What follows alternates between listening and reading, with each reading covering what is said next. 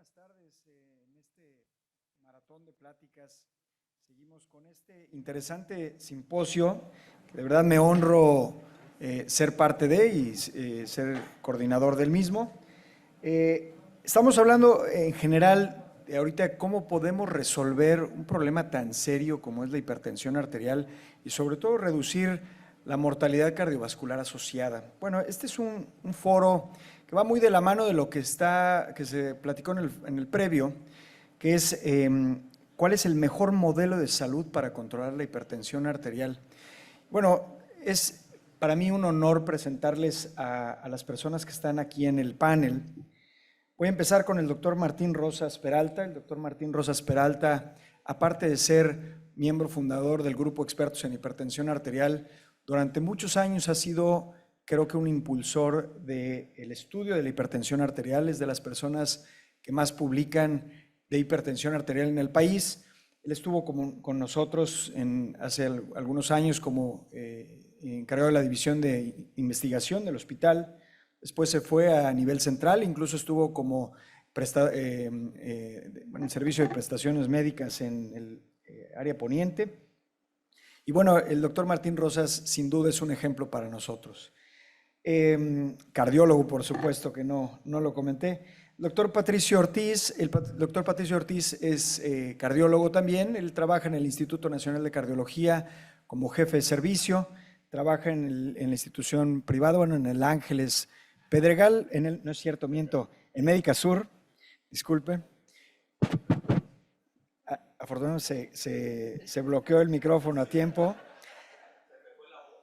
Sí. Y bueno, por supuesto que parte también importantísimo del grupo de expertos en hipertensión arterial. Doctor Luis Alcocer, ya también presentado en múltiples ocasiones, es nuestro presidente actual del grupo de expertos en hipertensión arterial y también un ejemplo para todos en este tema de hipertensión. El doctor Miguel Ángel Díaz. El doctor Miguel Ángel Díaz es el encargado del programa, en realidad, se llama Salud en el Adulto y el Anciano, si no mal recuerdo, del CENAPRESE, del Centro Nacional de Programas Preventivos y Control de Enfermedades, que es realmente el vínculo de la Secretaría de Salud con las políticas públicas que se generan para tratar los problemas de salud pública a nivel nacional. Doctor Miguel Ángel, gracias por venir, porque aparte fue un esfuerzo para él todo esto, ¿no? La coordinación que tuvimos para que pudiera estar con nosotros. Doctor Enrique Gómez Álvarez, pues también muy conocido por todos, cardiólogo, jefe de servicio de cardiología del Instituto del Centro Médico Nacional 20 de noviembre del ISSSTE, también ya de una larga trayectoria. Y la doctora Gaby Borrallo, bueno, ¿qué le puedo decir? La doctora Gaby Borrallo, cardióloga, es la líder desde hace muchos años del proyecto Código Infarto. Y bueno, actualmente ya recientemente jubilada del IMSS, pero también en una posición sumamente importante en la Universidad Nacional Autónoma de México, pero durante muchos años también impulsora de políticas públicas para mejoría justamente de este tema de la hipertensión arterial y las cardiopatías. Entonces, bueno, quiero dar una pequeña introducción a este tema, que es el tema de la hipertensión arterial como un problema de salud público significativamente. Y bueno, no sin antes decir o recordar que estamos en el Día Mundial de la Hipertensión Arterial. Esto descrito así o quedó claro por Naciones Unidas desde hace ya algunos años. Incluso se ha considerado al mes de mayo como el mes de la hipertensión arterial por su relevancia a nivel mundial. Entonces, rápidamente, esto es a manera de introducción.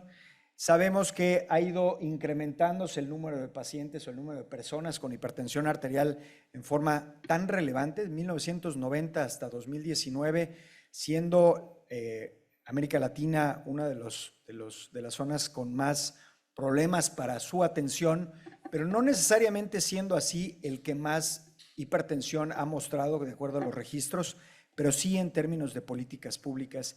Pero aquí me parece importante resaltar que incluso ya el continente africano está siendo afectado también por enfermedades crónicas no transmisibles que antes no se veía tan relevante y pues tiene que ver con muchísimos cambios en dieta, muchísimos cambios en la actividad física que ellos también ya tienen, etcétera, porque antes la mortalidad en el continente africano no estaba tan relacionada a las enfermedades crónicas no transmisibles, sino más bien a las transmisibles, y esto definitivamente es algo que impacta en términos de salud pública. Pero aquí no solamente es eso, sino de los pacientes que tienen hipertensión, y que eso lo estamos diciendo desde hoy en la mañana en las pláticas, el problema principal no es que tengan hipertensión arterial, sino que no están siendo adecuadamente controlados. No estoy hablando de tratados, sino controlados. Aquí el problema no es que se les dé una tableta y que la gente se vaya a sus casas creyendo que están ya con el tratamiento, sino realmente estamos alcanzando los objetivos en cifras de presión arterial, y ese es un problema verdaderamente relevante para nuestro mundo, para nuestra salud pública nacional y obviamente para todo el contexto internacional. Y sí ha ido disminuyendo, pero realmente en forma muy, muy lenta el descontrol de la hipertensión arterial.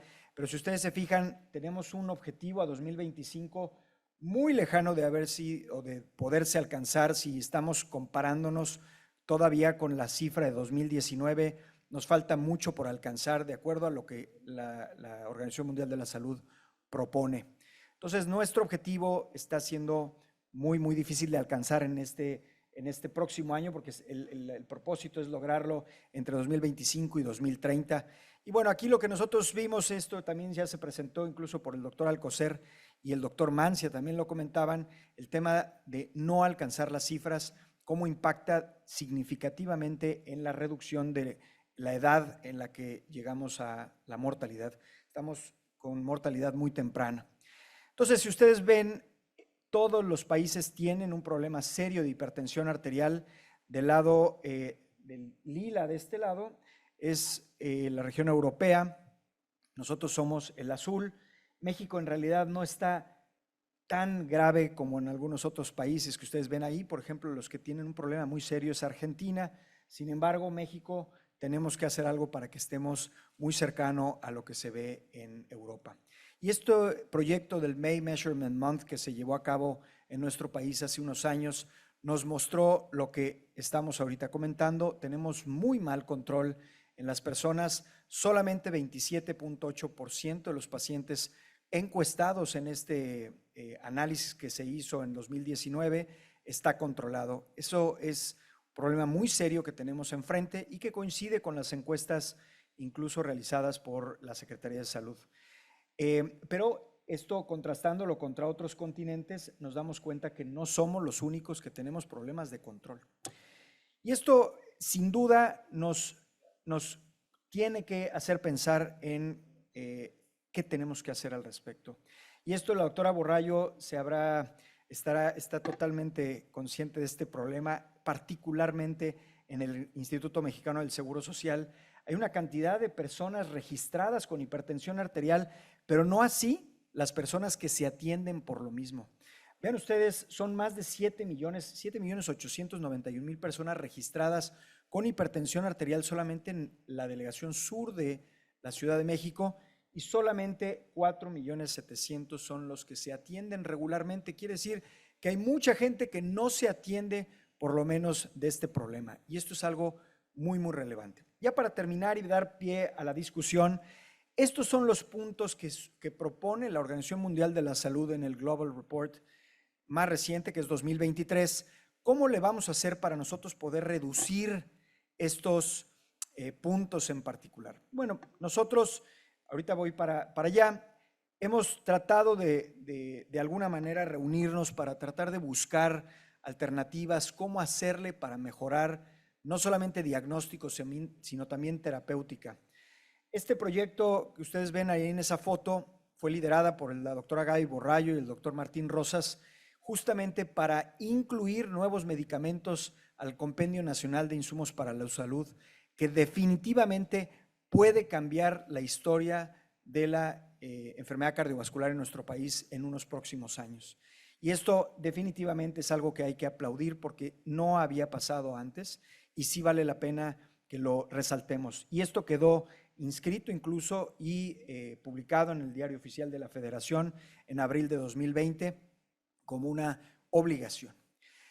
Pero aquí es importante dejar claro cuáles son las premisas fundamentales en hipertensión arterial y cómo lo podemos alcanzar.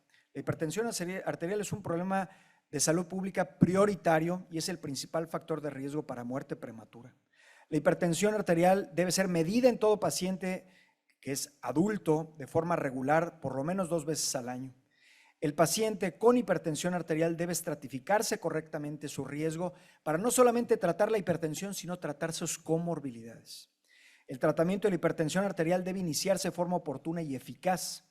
El tratamiento no farmacológico también es sumamente relevante para poder alcanzar esto. Aquí hemos dejado claro que las combinaciones fijas son importantísimas, que hay que llevar al paciente a valores meta menores de 140 y de ser posible 130.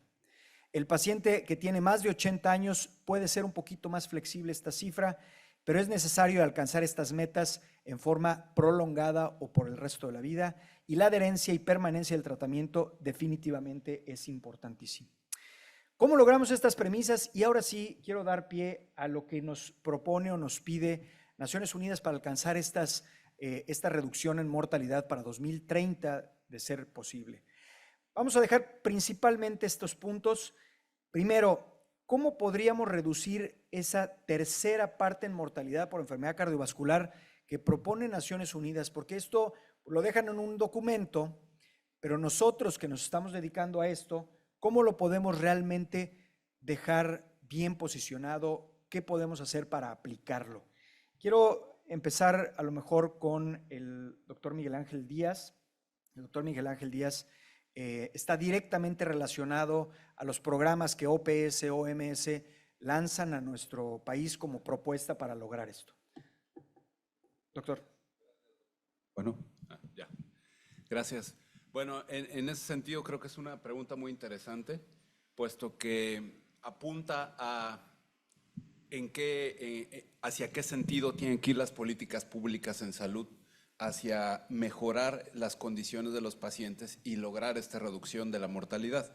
De hecho, justamente hace rato que se hablaba del primer nivel, pues hasta me emocioné porque en realidad el primer nivel de atención es la puerta de entrada de la demanda de atención de nuestros pacientes y es en donde deberíamos de ser 98% resolutivos de estas situaciones y dejar que permearan hacia los siguientes niveles de atención pacientes ya más complejos que no se puedan resolver.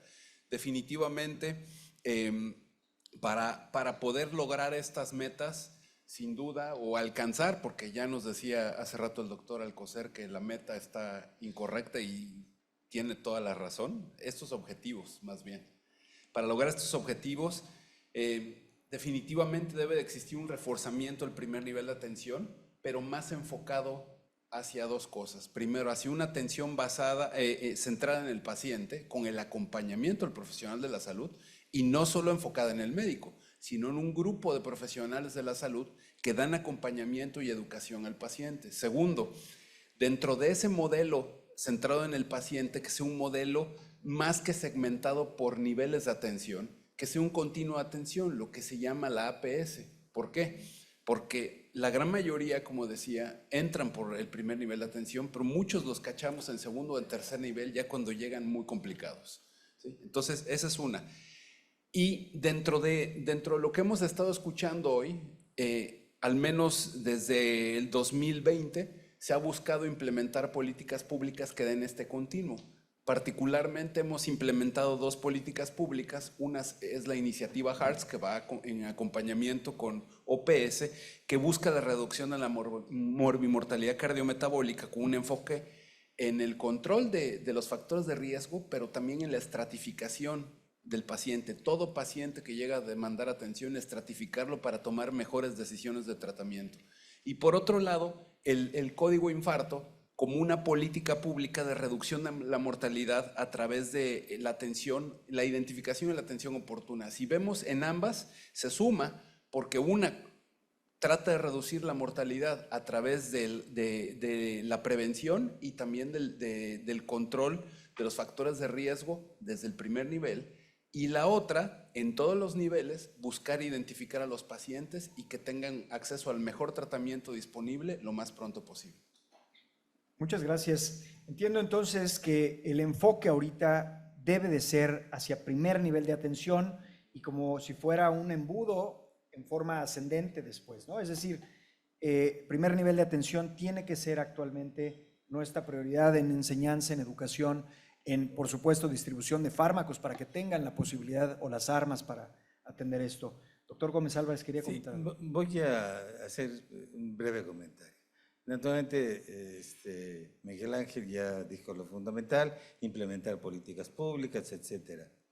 Déjenme decirle algo, nosotros nos sentimos muy satisfechos aquí con esa fotografía que pasó, gracias al esfuerzo de la doctora Borrallo, Luis Alcocer, el Patricio, Martín. Al principio del sexenio hicimos una modificación, Héctor también estaba ahí, naturalmente, y se hizo una modificación muy importante que hoy en día los hospitales de tercer nivel tenemos una panoplia de fármacos que no habíamos soñado. Digo, algo formidable, ya lo presentamos en el caso clínico que presentó el doctor Díaz. Pero dejen nada más decirle dos datos. Yo trabajo en una institución que representa el 13%, el 13% de la población, o sea, deben ser unos 15, 17 millones de habitantes. O sea, es algo importante, ¿no? Es la segunda institución más importante del país. Primero, nosotros tenemos fármacos eficientes en el tercer nivel de atención que no bajan al primer nivel de atención o tienen problema para el nivel de atención. Quiero también quitar asuntos políticos de esto, pero tengo que reconocer que lo que ha hecho el ISSSTE en estos años en prevención, detección de la hipertensión arterial es cero, cero, no 1 ni 2, cero absolutamente. Se hizo un estudio reciente de alguien con mucha energía, con mucha imaginación, y en algunas clínicas de la Ciudad de México se estimó cuántas veces se toma un derechohabiente que va por cualquier cosa, por dolor de espalda, por lo que sea, cuántas veces se toma la presión arterial, pues no llega, es decir, de 10 pacientes no llega a 1. No se toma la presión arterial en el primer nivel de atención. Y no hay campañas.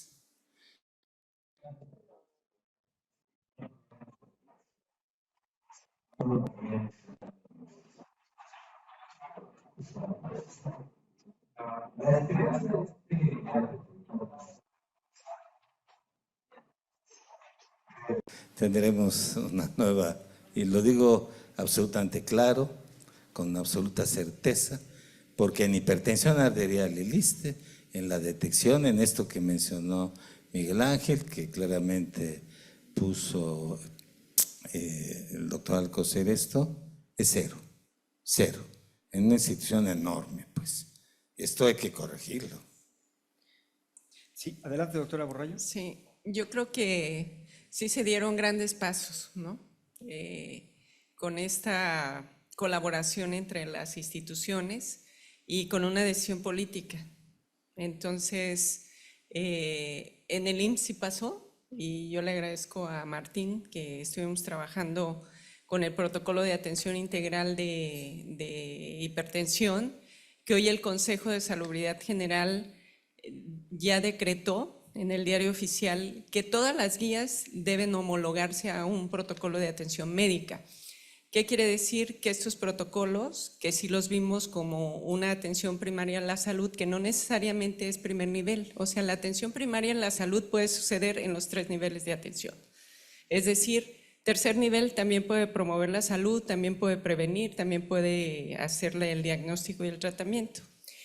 Y por primera vez, el primer nivel de atención en el IMSS tiene acceso y puede prescribir cualquier medicamento. O sea, eso no era, ahorita que vimos este caso, no era real porque no se les permitía al médico familiar, que es el mayor prescriptor de estos 8 millones de derechohabientes que tiene hipertensión, no se le permitía dar el tratamiento dual o triple para hipertensión. Tampoco el dual o la insulinización primaria para los pacientes con diabetes. Entonces, en las bases de datos del IMSS, hoy sí se refleja el mejor control de las cifras de presión arterial y el mejor control de glucosa. Entonces, creo que sí se han dado grandes pasos y esa foto sí es muy emblemática porque estamos todos y fue gracias a toda esa decisión que en infarto nos tardamos mucho, en hipertensión no. En hipertensión se unió un grupo y por eso aplaudo a Greta y a que sigan con este grupo tan importante para el país, porque esa es la manera en la que sí pueden suceder las cosas. Entonces, el paciente ya no compra sus medicamentos.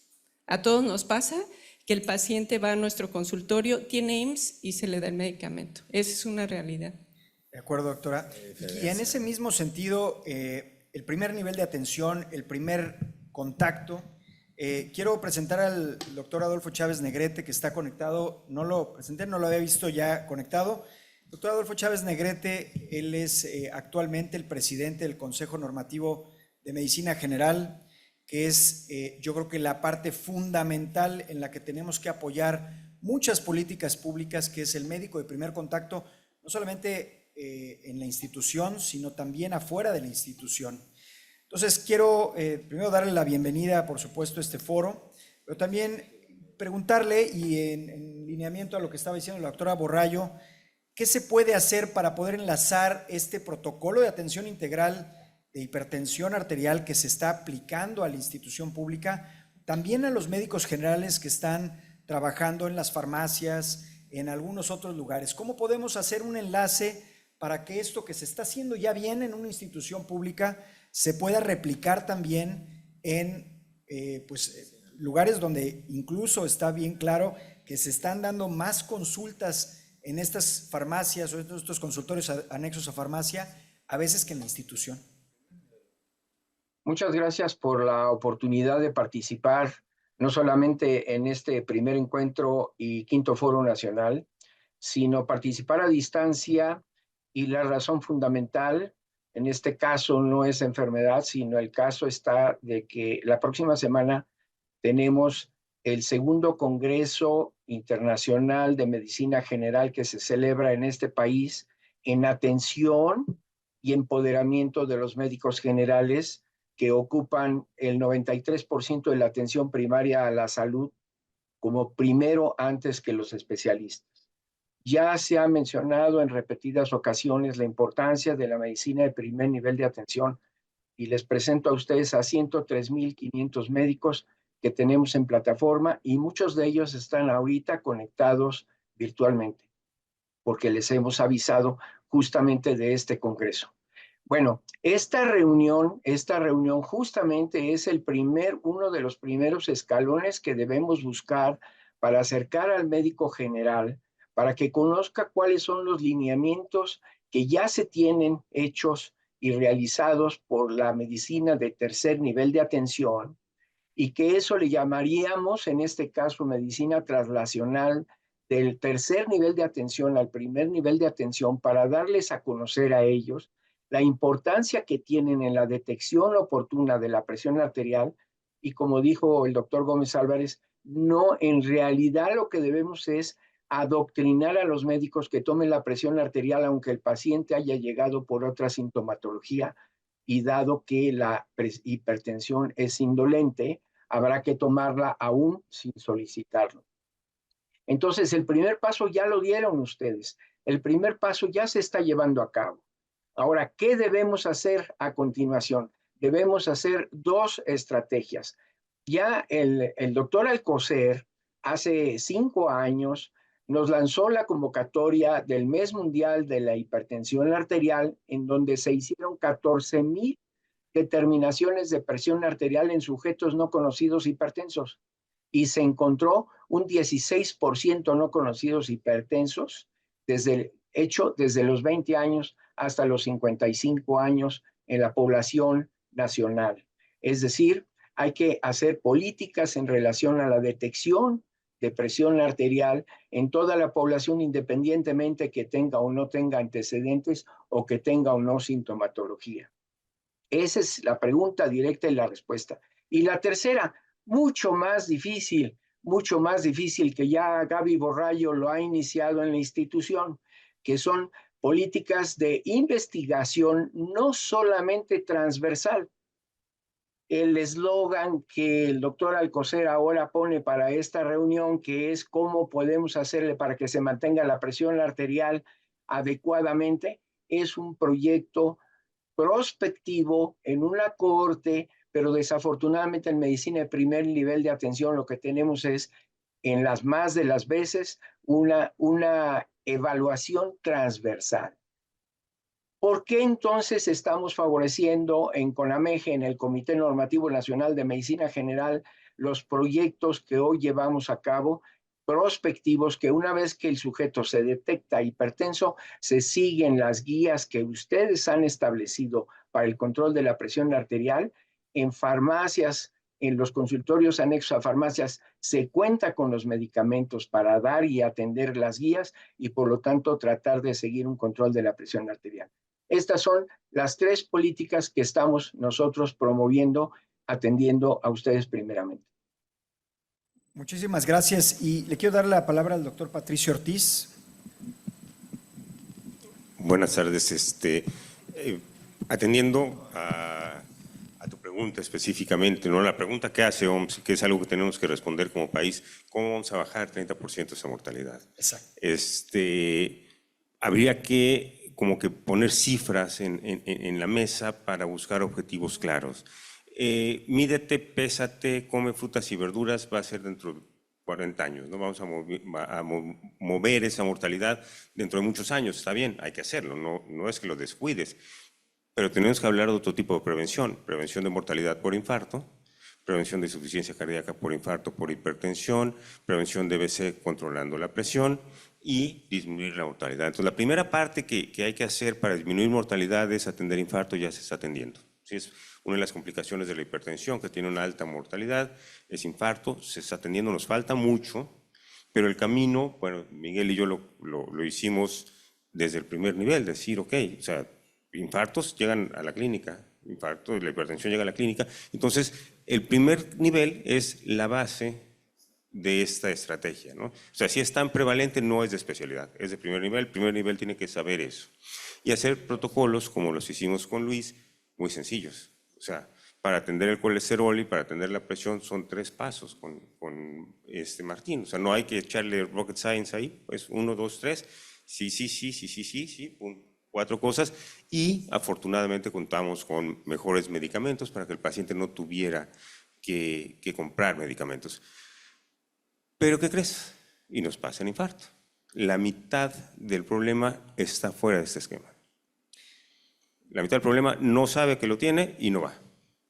Y de los que saben que lo tienen, más de la mitad niegan que lo tienen. Entonces tenemos que hacer un trabajo muy fuerte, porque si lo que estamos haciendo hoy funcionara perfectamente, no vamos a alcanzar el 30%, porque la mitad de los pacientes, la mitad de los hipertensos del país no están recibiendo ningún tipo de atención. Y entonces ahí es cuando tenemos que pensar en estrategias sociales para hacer que el hipertenso venga a pedir o nosotros ir a pedir atención. Creo que lo platicaba hace rato, el grupo de mayor riesgo de mortalidad prematura con más impacto en el costo social está trabajando cuando las clínicas se están atendiendo. Y nos pasaba, ¿no, Miguel? Aquí en Yucatán, llegas a la clínica a la 1, solo hay señoras, no hay un solo paciente masculino. En las UMAES, que son una gran cosa, que les das atención integral, que les das hasta podólogos a los diabéticos, pues hay 4 señoras.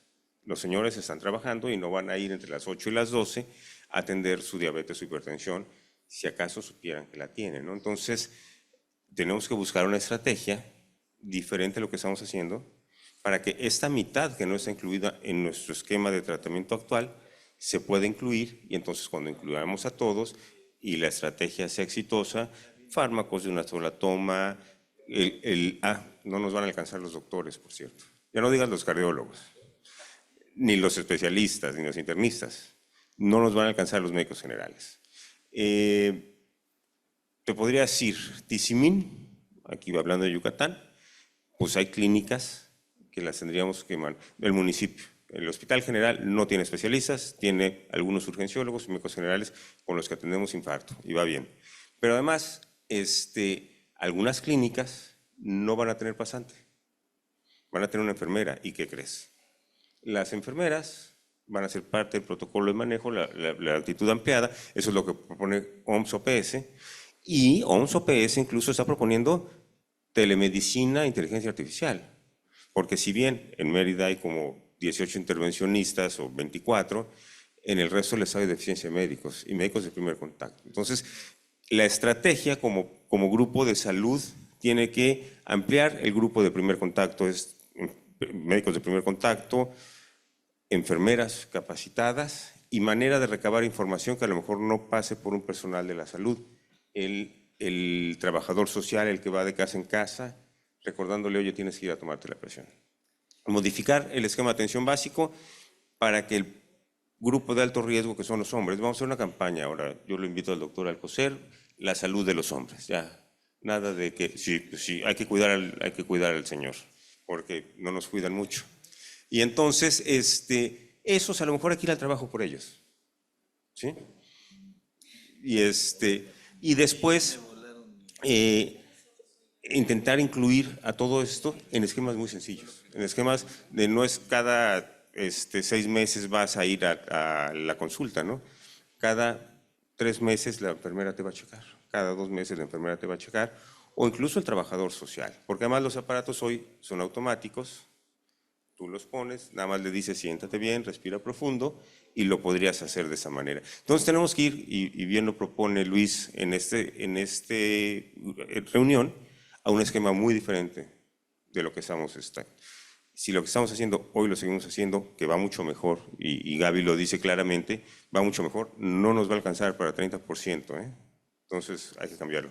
Totalmente de acuerdo. Justo el siguiente comentario iba en ese sentido, que no vamos a tener suficientes médicos para atender esto. Entonces, el siguiente comentario, la pregunta para el doctor Martín Rosas será, justo en ese protocolo de atención integral que armaron y que es verdaderamente una buena herramienta que se puede aplicar actualmente y probablemente esa va a ser la herramienta, ¿qué papel jugó también la enfermera o qué papel juega en ese engranaje del diagnóstico y la terapéutica del paciente con hipertensión arterial? Muy bien, muchas gracias. Bueno, yo quiero lanzar el mensaje a los médicos de Yucatán y a todos los que nos están escuchando vía internet, porque la verdad de las cosas yo los escucho hablar y me hace recordar cuando estaba con la doctora Borrallo trabajando lo que se llamaba programa A Todo Corazón, y que era tener una visión integral de cómo se iba a atender las enfermedades cardiovasculares. Entre otras, obviamente estaba lo del código infarto. Yo le quiero preguntar al auditorio y nada más hagan conciencia. ¿Ustedes creen que, o hay alguien que dude que abrir la arteria rápido en un infarto es lo mejor para que el paciente sobreviva? Yo creo que difícilmente alguien lo va a dudar. Pues eso se sabía desde hace muchos años. El tema, y por qué código infarto se volvió exitoso, porque se preocupó por los procesos que tienen que ocurrir para que se pueda llevar a cabo ese rápido abordaje del paciente.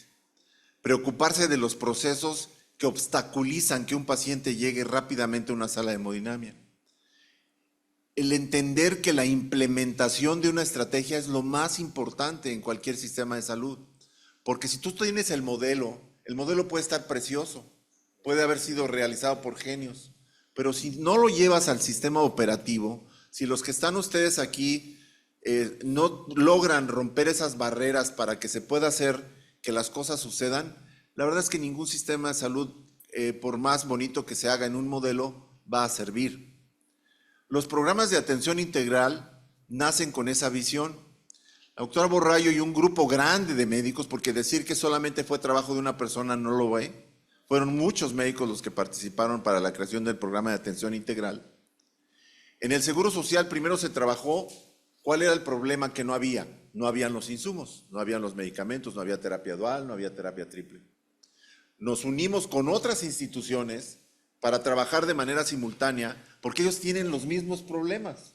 ¿sí? En la Secretaría de Salud.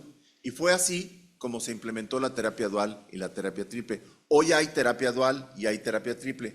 ¿Cuál es el problema de gobierno en este momento? Que ya hay, pero no se prescribe. Es decir, el problema fundamental otra vez es la implementación de un programa. De nada va a servir que en el gobierno haya terapia dual y terapia triple si los médicos que están en el primer contacto de atención, muchos de ellos ni sabían que existía en las farmacias. Bueno, de eso se trató el programa de atención integral, de quitar los obstáculos y de llegar a la educación.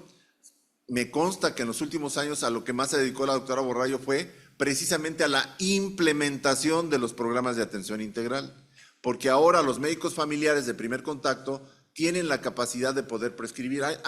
Hace 5 años estaba proscrito que un médico familiar diera un sartán, el que ustedes me digan. Hoy día tienen la ventaja de poder utilizar terapia dual y no me van a dejar mentir los médicos de primer contacto que están aquí. Bueno, ¿por qué sí se puede? Pues porque hay manera de llevarlo a la implementación. Una cosa muy importante es subestimar al médico de primer contacto. Siempre pensamos que los médicos de primer contacto no tienen muchas capacidades. Bueno, es cierto, podrán tener muchas deficiencias y los que están en gobierno, el tiempo, tienen 15 minutos para atender a un paciente y tomar decisiones. Entonces, todo ese tipo de estrategias que se piensan son muy bonitas y se tienen nada más como ideales. El tema es llevarlo a la implementación y que realmente el médico se mueva. Por eso las asociaciones cardiológicas como la ANCAM, como la ANPAC y nosotros propio Greta, estamos pugnando porque se hagan actividades de educación y de implementación. Hoy día cambiamos el modelo de hacerlo teórico a volverlo práctico y entender que el médico muchas veces su problema fundamental son insumos, no hay rayos X, no hay electrocardiograma, no hay. Bueno, tenemos que ayudarle a que aprenda a gestionar los recursos para que se pueda hacer, porque era muy simple antes, ¿no? A mí no me toca, eso le toca a papá gobierno, y si a mí no me dan las cosas, yo no lo hago. No, es importante generar y aprender a gestionar para brincar los obstáculos. No es un tema fácil, el Sistema Nacional de Salud requiere de muchos cambios, cierto, pero para llevarlo a la implementación cuesta mucho trabajo y esto no se va a lograr si no es a través de la convocatoria de todas las asociaciones, de todas las instituciones, que hablemos un mismo lenguaje, que no Secretaría de Salud tenga su programa, que el IMSS tenga el suyo, que el ISSSTE tenga el suyo y que realmente no tengamos un programa universal. Por eso Greta habla de tratamiento universal para la hipertensión arterial, que sería a través de muchas estrategias, pero en forma conjunta. Ok, muchísimas gracias. Este tema finalmente es muy complejo. Tenemos muchos sistemas de salud. Tenemos al ISSSTE, tenemos al IMSS, tenemos a la Secretaría de Salud, tenemos a Pemex, tenemos al Ejército, tenemos muchos sistemas de salud y la implementación va más allá de solamente tener un documento que es, sin duda es una base, pero ¿cómo le podemos hacer? Y esta viene una pregunta a nuestro líder en Greta, doctor Alcocer. ¿Usted qué cree que pueda funcionar para poder comunicarnos mejor entre instituciones? ¿Cómo le podemos hacer?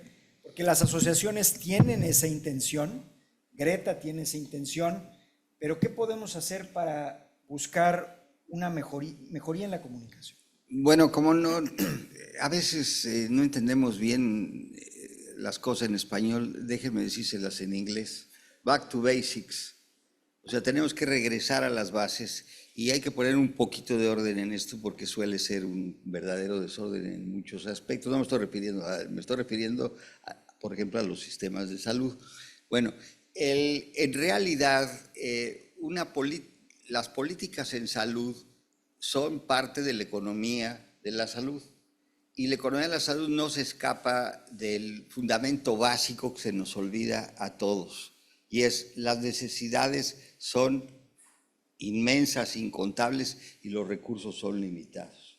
O sea, ¿cómo vamos a hacer que con recursos limitados obtener los mejores resultados y no la totalidad? O sea, no es posible porque no hay recursos suficientes. Entonces, una política de salud precisamente se refiere a esta capacidad de usar de la mejor manera los recursos disponibles. Los recursos disponibles en el país para la salud son muy bajos.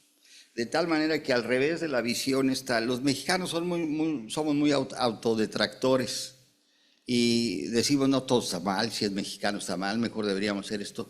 Pues fíjense que no.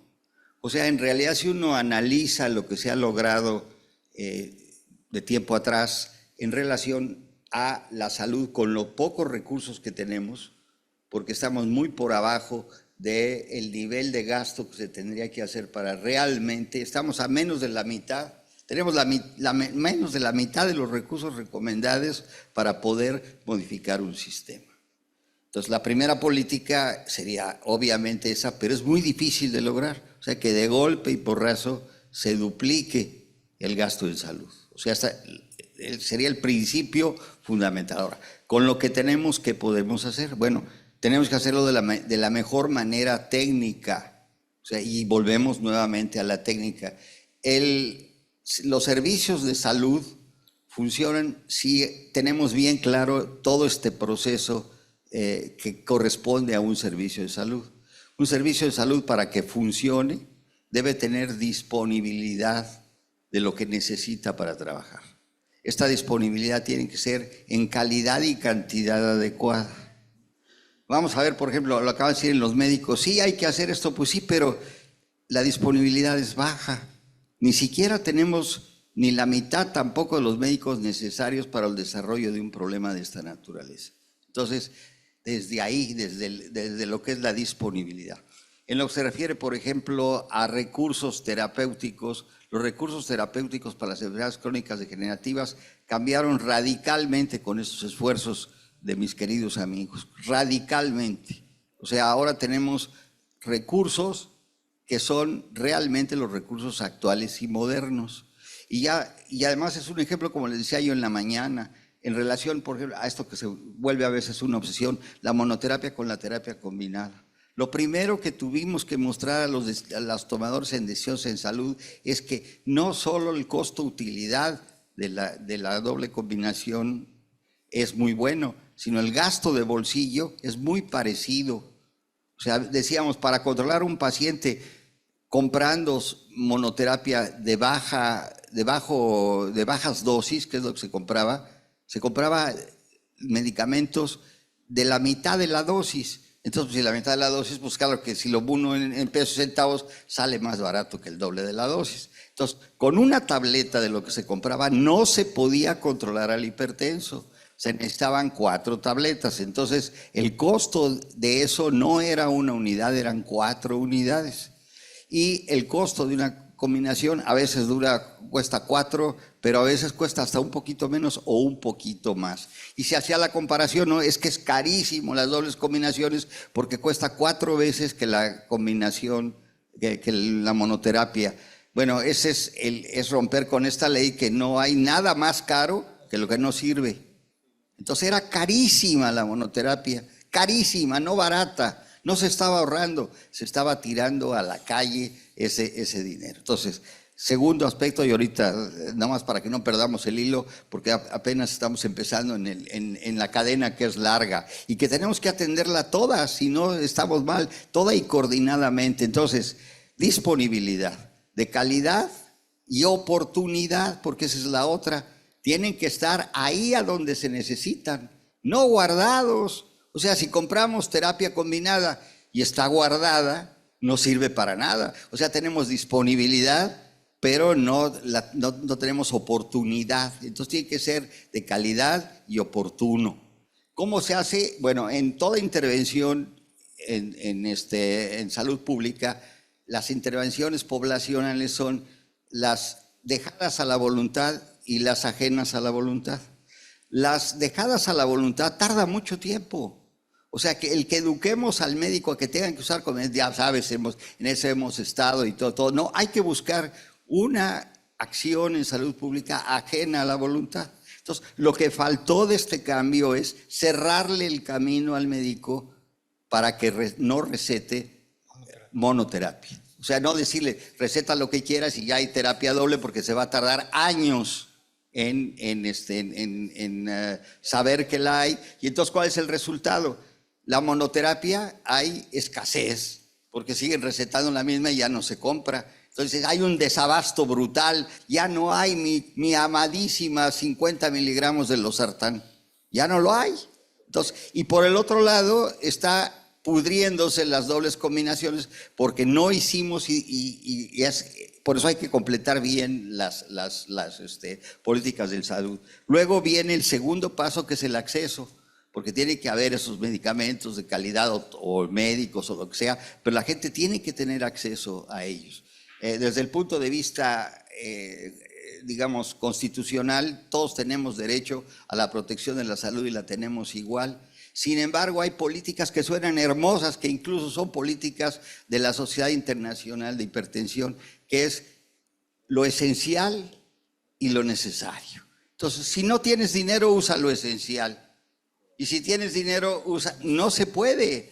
O sea, ¿qué hay medicina para los pobres y medicina para los ricos? Que si tú no tienes para comprar esto, no es así, no. Entonces, y aquí viene otro problema, y perdón por me extiendo demasiado, hay un conflicto entre lo que se llama la equidad y la eficiencia. Si tú tienes 100 pesos para resolverle el problema a 4 gentes y cada una de esas gentes necesitas 50 pesos para resolver su problema y tú tienes 100, puedes hacer dos cosas. Si le resuelves el problema a 2, es altamente eficaz, pero es altamente ineficiente, porque altamente inequitativo, porque a 2 los dejaste sin nada. Si te pones muy equitativo y les das 25 pesos a cada uno, fue perfectamente equitativo, pero no resolviste ni un solo problema, porque ninguno de ellos resolvió el problema. Entonces, fíjense que es muy sencillo y a la vez muy complicado. La tercera cosa que tienes que tener cubierta es esto, la prescripción, que el médico haga una prescripción correcta o manejo del servicio, del sistema de salud correcto, que el policía no detenga en la puerta al señor que trae un infarto.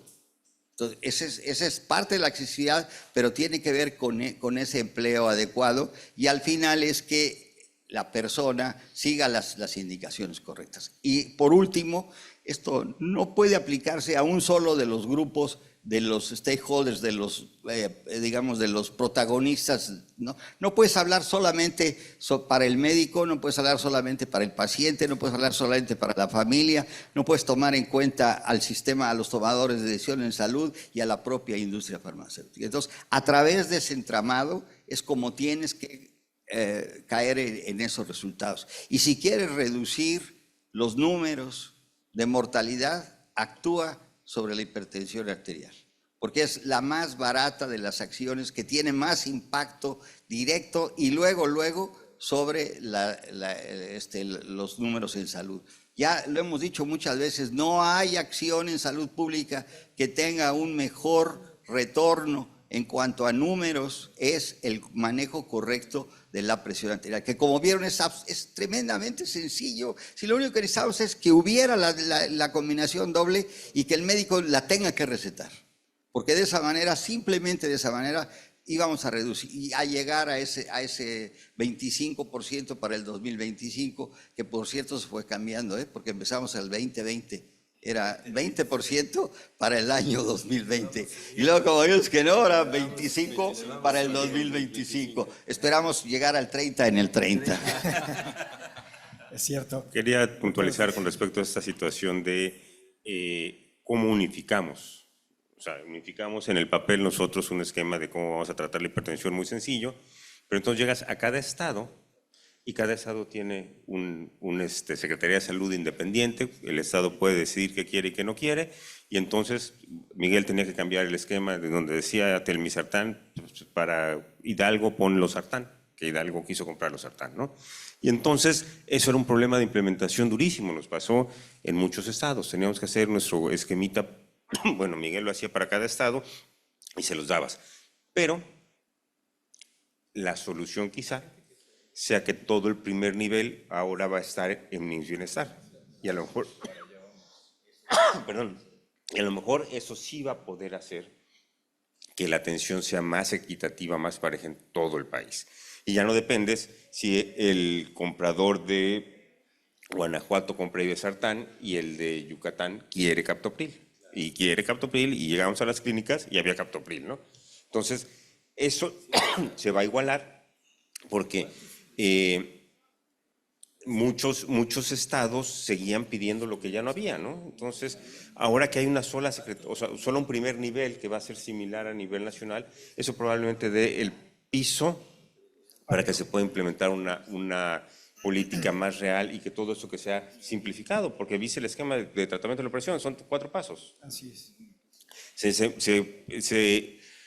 simplifique y se pueda aplicar, ¿no? Entonces, ojalá estemos en este camino, yo creo que es el camino correcto.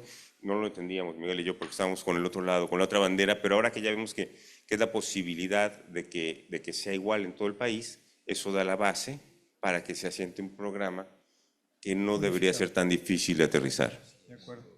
Pues en aras del tiempo, quisiera pedir un último mensaje de cada uno de ustedes. Nos quedan ya, desafortunadamente, 4 minutitos. Si no les incomoda, empezamos con el doctor Adolfo Chávez Negrete, que está en línea. Mi comentario final sería, lo primero ¿Nos que escucha? tenemos que hacer... ¿Sí? ¿Me escuchan? Sí. Mi primer comentario es, lo que tenemos que hacer es entender que la hipertensión arterial es indolente y por lo tanto hay que detectarla en forma con iniciativa del médico general. Segundo, la hipertensión arterial no se cura, se controla. Hay que dar el medicamento de acuerdo a las guías establecidas. Y tercero, el paciente tiene que tener apego y ese apego lo tiene que vigilar el médico de primer contacto. Doctora Borrallo.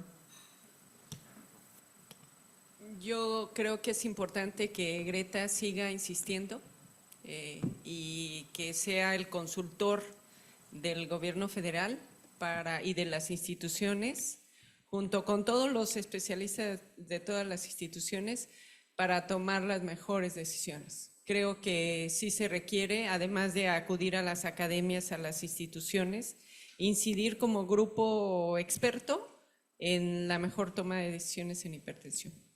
Perfecto, doctora. Yo, Doctor Gómez Álvarez. rápidamente, no vamos nosotros a poder, aunque tengamos políticas públicas, ya lo dijo Patricio muy claramente, si no se hace una universalidad de los servicios médicos.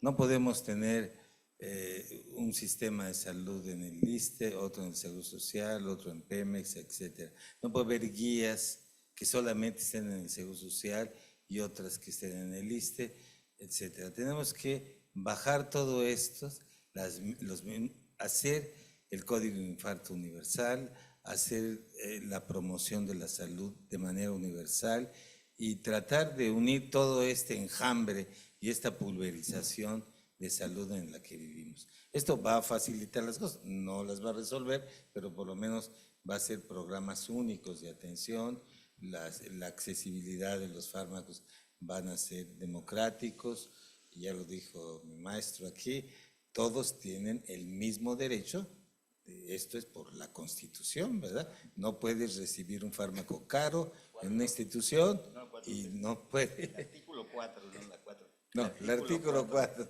no la cuarto T, dice. Así es que ese es el sueño pues, de los médicos mexicanos. Y bueno, Greta seguramente tendrá un papel muy importante en eso. Tiene que convertirse, y ya lo es, en un influencer, porque de otra manera pues no vamos a... Ya lo es. Miguel Ángel Díaz, doctor. No, pues reiterar el agradecimiento por la invitación. Sin duda para nosotros es muy importante este acompañamiento que hemos tenido a lo largo del tiempo con todo el grupo, particularmente porque converjo con el comentario de que tenemos que salir en un solo frente sectorial para atacar estas consideraciones de salud que cada día pues nos van echando hacia atrás por la gran cantidad de casos, ¿no? Y definitivamente, hace rato decía Patricio algo muy cierto. Creo que aquí la coyuntura que tenemos es pues establecer todo este acompañamiento y ese trabajo conjunto de las sociedades con el programa e incluso con IMSS Bienestar para que podamos de una vez por todas universalizar estos tratamientos que tienen que ser innovadores, pragmáticos y sobre todo que estén en el primer nivel de atención. Perfecto. Doctor Patricio Ortiz, ¿algún último comentario? Doctor Luis Alcocer. Bueno, si quieren menos hipertensión, necesitan más acción, pero necesitan más acción inteligente. Y les tengo una noticia, la inteligencia artificial va a acabar con la estupidez natural. Y, doctor Martín Rosas. Bueno, yo quiero aprovechar que está Gaby Borrallo, porque una de las preocupaciones también que tenemos en varias asociaciones en México en hipertensión arterial es que los alumnos de medicina salen con muy bajos conocimientos de hipertensión arterial y de factores de riesgo. Yo celebro que está ahora Gaby Borrallo porque seguramente esto va a cambiar en la Universidad Nacional Autónoma de México.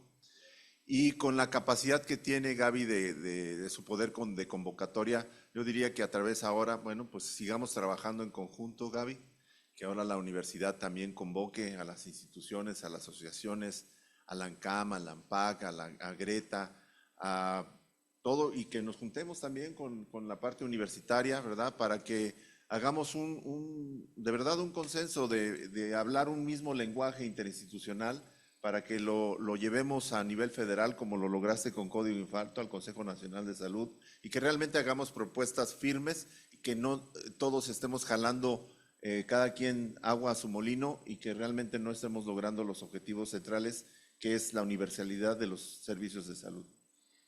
Así es, el eslabón inicial es la educación médica en la universidad, ¿no? Pues muchísimas gracias a todos. Desafortunadamente se terminó el tiempo, pero gracias por su participación, gracias por venir de tan lejos, algunos de ustedes, y pues seguimos con el programa. Muchas gracias.